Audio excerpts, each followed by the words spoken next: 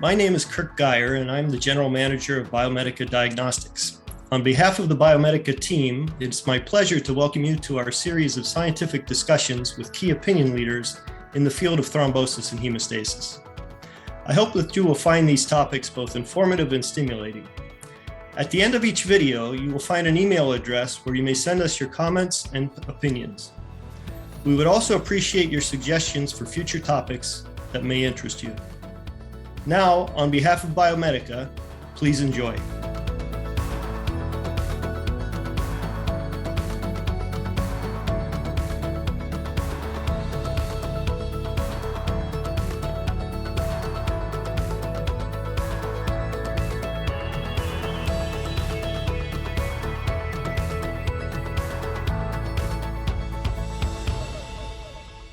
Welcome to COAG Conversations, an educational series sponsored by Biomedica Diagnostics of Windsor, Nova Scotia.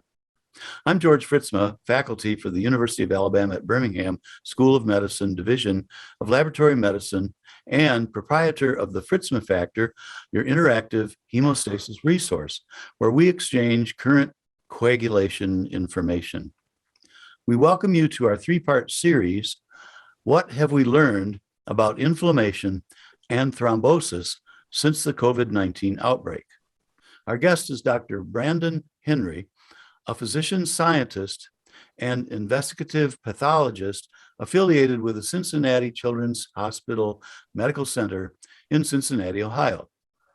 To date, he has published over 300 articles, including 150 plus articles on SARS-CoV-2 infection, which have already been cited over 10,000 times. Dr. Henry is America's most published COVID-19 scientist. And according to a recent analysis of Scopus, he is ranked among the most published and most impactful researchers in the world of COVID-19. Dr. Henry is the leader of multiple international studies investigating COVID-19. His research focuses on the intersection of virology, immunology, and hemostasis. Over the last 2 years, he worked to unravel COVID-19 pathophysiology, elucidating the mechanisms driving COVID-19 associated coagulopathy, immunopathology, and multi-organ injury. Dr. Henry serves as an international advisor on COVID-19 response to multiple regional and national public health agencies, and is the chair of the International Federation of Clinical Chemistry and Laboratory Medicine SARS-CoV-2 Variants Working Group. Dr. Henry, do you have a few comments? Hi, George. I'm excited to be here today. The significant progress that we have made in studying COVID-19 associated coagulopathy over the last couple of years will pay many dividends in the years to come for many other thrombotic diseases. Indeed, it has become very clear to physicians and scientists that thrombosis and inflammation are inherently linked and that we can't study one in isolation without consideration of the other. So the major scientific advances in understanding thromboinflammation seen in COVID-19, I believe will cause a paradigm shift in our research approach to many other conditions such as myocardial infarction and stroke. This will not only advance our scientific knowledge, but really enable new therapeutic approaches, even novel diagnostics. So with that, I'm excited. Let's dive into our talk. We continue with part 2 of our discussion, What Have We Learned about Inflammation and Thrombosis since the COVID-19 outbreak? And our part 2 discussion is the link between COVID-19 infection, thrombosis, and long COVID. Dr. Henry, to start with, the symptoms of long COVID are very broad, encompassing symptoms from head to toe. How do we classify these, and are they related? Long COVID, like COVID, is an extremely heterogeneous disease, or better yet, group of still poorly defined diseases. The vast number of symptoms and different disease presentations makes classifying it very difficult, as is understanding if there are relationships between these different symptoms and different disease courses. Let's step back. Let's look at a little bit of data on symptomatology and what we see in long COVID, and then we can think about a bit of classification. So this was an excellent meta-analysis that was done that looked at the effects of long COVID looked at a very large population. So it looked at a number of different studies, and it put together a sort of picture of the symptomatology that we see in long COVID. And as you can see, the symptoms are very broad, right? Some of the most common are the fatigue, the headache, and of course, the brain fog that we've all heard about, really going across nearly every system of the body.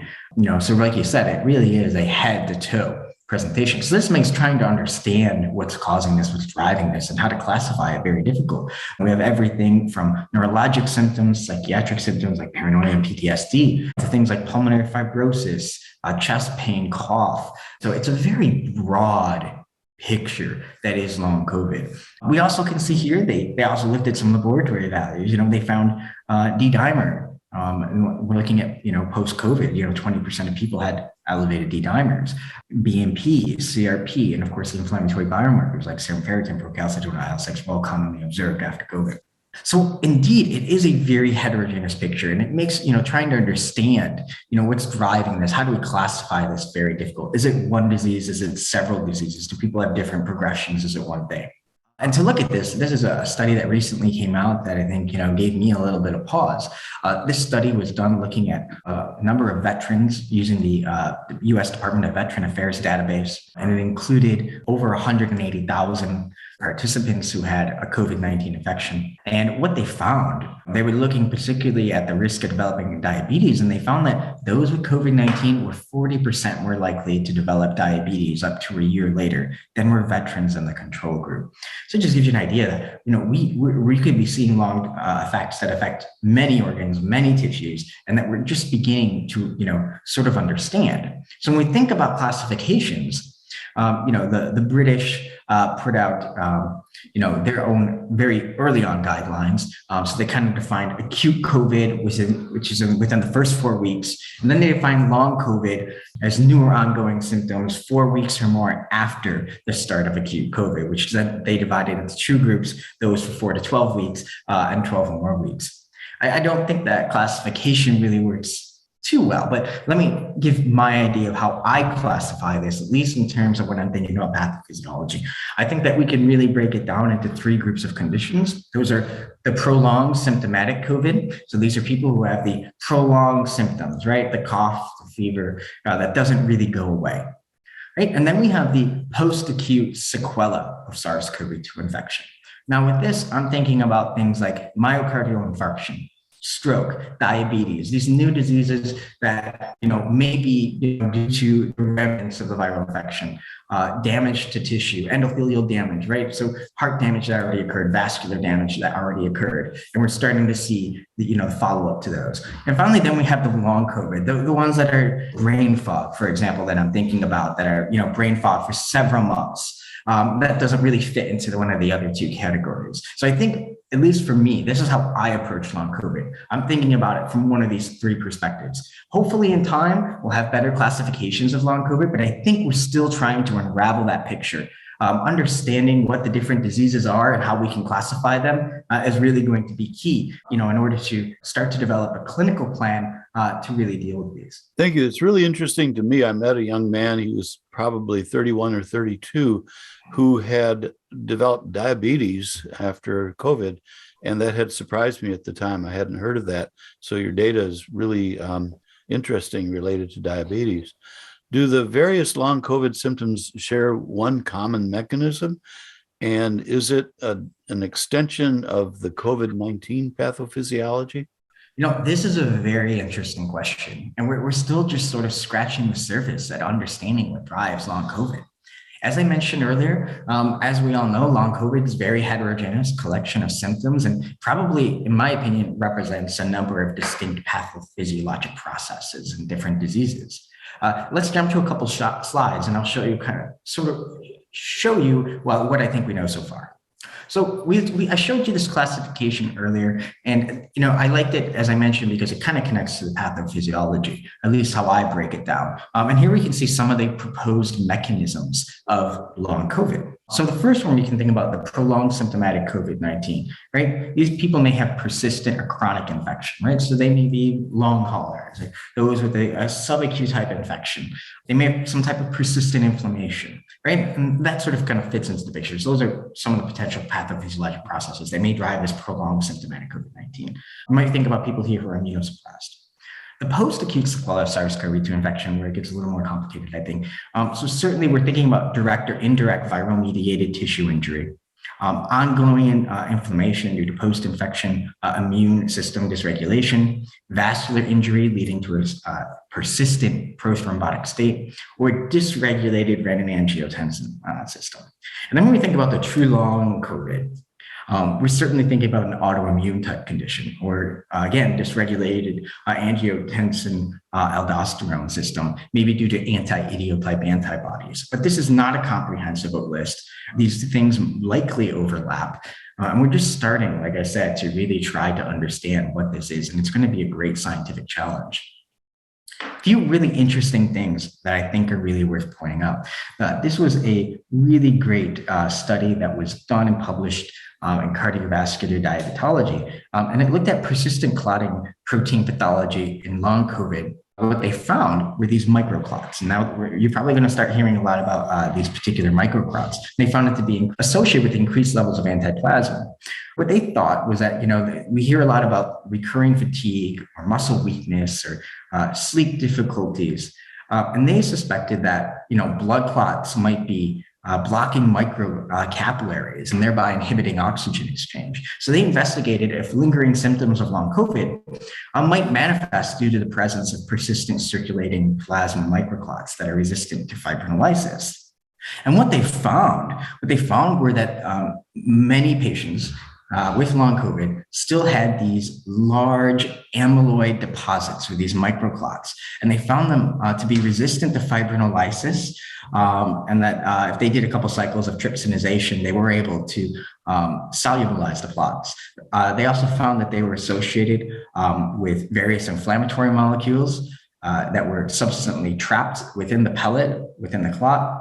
And they also found that this was associated with a substantial increase in alpha-2 antiplasmin, various fibrinogen change, as well as serum amyloid A. So those were all trapped within these pellet-like props. And they concluded that clotting pathologies in both acute COVID-19 infection and long COVID might benefit from continued anti-clotting therapy to support fibrinolysis post the, not only just in the acute phase, but also going into the long phase. This was a great review where they sort of talked about whether or not we should use, continue our, anticoagulation that we sort of started on hopefully early in the disease course in patients with severe COVID-19. And they also looked at this, and they proposed that many of these symptoms that we're seeing with long COVID are likely continuation of the prothrombotic state. And they suspected that a number of different factors may be coming into play, but of course, endothelial damage, persistent dysfunction, the chronic hypoxia that's probably driven by these microclot type things, or the prothrombotic state, as well as persistent immune dysfunction, persistent of SARS-CoV-2, and a few other mechanisms by which the virus may be able to continue to wreak havoc, even afterwards. But again, it really comes down to the fact that we probably have a bit of a prothrombotic state that's really perpetuating at least a large majority of the symptoms that we see. Another really interesting potential mechanism, George, which I think is worth highlighting, is anti-idiotype antibodies and how this may actually impact the microvasculature. Right? The renin-angiotensin aldosterone system, yes, it regulates blood pressure, yes, it regulates electrolytes, but it's really important for endothelial function, as well as maintaining proper hemostasis. Right? ACE2 is essential for maintaining endothelial and platelet function, as well as the normal cardiovascular physiology. And one, suspected thing, and that we started to see some evidence of, is that when we, get an infection, we produce antibodies. And I think we all know now that spike enters, the virus enters by the spike protein, which binds to ACE2. And what happens is, of course, we produce antibodies, after infection. During the course of infection, we start to produce antibodies against the spike protein. Well, another phenomenon that could happen is that we could make antibodies against the antibodies. Right? So we end up with these antibodies against the antibodies, but these antibodies are not only to able to bind the antibody, but they're also able to bind ACE2. And when they do that, they knock out ACE2. So we lose this really valuable regulator of, at the endothelium, really regulate value that regulates the, hemostasis, especially primary hemostasis. And this also could be playing a major factor in contributing to what we see in the picture of long COVID. So from the discussion, it really looks like long COVID, you would categorize it as a prothrombotic state. And you've given quite a bit of evidence for this. Is there any more evidence supporting prothrombosis in long COVID? I think long COVID, no matter the classification, no matter the mechanism, is indeed associated with a prothrombotic state. The clinical evidence to support this is accumulating rapidly, and frankly, it's quite scary. Indeed, it's not clear that even patients with, I should say that it's now very clear that patients with asymptomatic or mild COVID are at increased risk of major cardiovascular events like myocardial infarction, as well as other thrombotic events like ischemic stroke after COVID-19. Let's look at a few more studies that really highlight the clinical data that we see. So this was a great review that looked early on at some of the early data that we had to support abnormal coagulation in long COVID. And again, they started to put together this picture pretty early on that we see increased risk of venous thromboemboli, arterial thromboemboli after discharge, and that post-discharge anticoagulation reduced the risk by about 46%. This was an excellent study that was done by Giannis back in 2020. A few other things that they started to point out in their review, the study by Passini, which I think we'll talk about a little bit later, they found a persistence of altered D-dimer levels, which sort of raises the possibility of thromboembolic disease. And overall, they started to see a number of studies that sort of reported different clotting pathologies in long COVID that sort of suggested that we might want to pay attention to abnormal coagulation as a major factor in long COVID. And in the last couple of months, this has become much more apparent, much more clear. This was a really big study done, again, in using the database of the U.S. Department of Veterans Affairs, looking at 153,000 persons with COVID compared to nearly 10 million controls. And what they found was that the risk of major cardiovascular events after COVID-19 were extremely high. So the risk of stroke, the risk of TIA, so the cerebrovascular disorders, dysrhythmias like AFib, sinus tachycardia. We can see on the right here the hazard ratios for all of these. Pericarditis, myocarditis, acute coronary disease, MI, ischemic cardiomyopathy, angina, and the list goes on and on and on. Pulmonary embolism, DVT, superficial vein thrombosis. They were all much higher in patients up to 1 year after COVID-19. And they broke it down even a little bit further, George. What they looked at was they broke it down by non-hospitalized, hospitalized, in ICU. And not surprisingly, the risk of these bad cardiovascular events occurring in patients who were in the ICU were the highest. But when we even look at non-hospitalized people, we can see that, hey, they're at increased risk compared to historical controls of every single one of these conditions minus cardiac arrest and cardiogenic shock. But when we think about thrombotic disorders, PE, DVT, superficial vein thrombosis, so these are patients who are not hospitalized, so mild COVID-19 at increased risk for these types of thrombotic events, after COVID-19. When we look at things like coronary disease, MI, stroke, this is quite scary for a group of patients who, did not have a very serious case, and really sort of points to us that, hey, this might be a major problem going on with some type of abnormal coagulation post an acute COVID-19. And this was backed up by another study that came out of Sweden that really showed the same thing, that there was increased risk of acute myocardial infarction and stroke after COVID-19. So, George, I think when you look at the summary of evidence that we've seen, it is quite clear that long COVID is associated with prothrombotic state, but everybody after COVID-19 is at some increased risk of a major type of thrombotic event. We need to be monitoring for that. So in terms of long COVID, does vaccination impact the risk of post-COVID sequelae and long COVID? This is a really important question and one I ask quite frequently. The overall evidence to date has been mixed, but I would say the majority of evidence really suggests that the risk of long COVID is indeed reduced in vaccination by, I'd say, about half.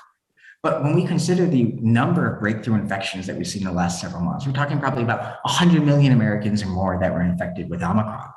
And when we consider that the incidence of long COVID is between 10 to 20%. So that's maybe 5% of those that were infected. We're talking about millions of cases, potential cases of long COVID in the US alone.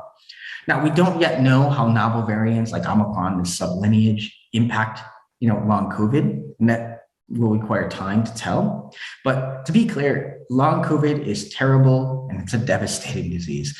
So I encourage everyone to do what they can to prevent long COVID, and that begins with getting your vaccine boosters and reducing your risk of infection by taking COVID-19 precautions as appropriate, so we can avoid further suffering. Well, this is very important information, and it touches me personally. I'm one of the people who had a breakthrough infection after having the first Pfizer booster. What are the prospects for patients who are experiencing long COVID at this point? At this time, we do not have any effective therapies for long COVID. Let me be direct here. Treating long COVID is science's next great challenge. Now, different drugs have been commonly used clinically that we, have seen used. Steroids are commonly, given to patients with long COVID, but I haven't really seen any significant indication that they work yet. Novel antiviral drugs like Paxlovid, these might be useful for some of the people that we talked about that may have that sort of chronic infection or the prolonged symptoms. However, this probably represents a limited number of the long COVID cases. Now, there are clinical trials ongoing. There's the Stimulate ICT trial at the University College London, which will compare the effectiveness of a few different drugs. They're testing antihistamines, so famotidine and loratadine, to prevent mast cell activation. They're going to test rivaroxaban, which is a direct factor 10A inhibitor. And that's to target those microclots that we had mentioned a little bit earlier. Again, they think, that could be a major factor by reducing oxygenation to large muscles during exercise and sort of causing that post-exertional malaise or fatigue described by patients post-COVID. And they're also testing colchicine, which is an anti-inflammatory drug. Overall, significant efforts are being made to understand the pathophysiology of long COVID with, as we mentioned, the rather heterogeneity of the condition makes it quite challenging. But as we begin to describe the mechanisms driving this disease, or diseases, we will hopefully be able to, develop targeted and/or broad therapeutic approaches to treat it effectively. That said, there is no doubt that long COVID is going to haunt us for quite a while, possibly for many decades, and we may have not seen the worst of it yet, as many post-viral infection sequelae do not develop, sometimes for many years, sometimes even decades later. Thus, it's imperative that we continue to prioritize and invest in research studying SARS-CoV-2 infection and long COVID. Well, thank you for that information. It's not the most encouraging information, but I hope we're on our way. This concludes today's conversation.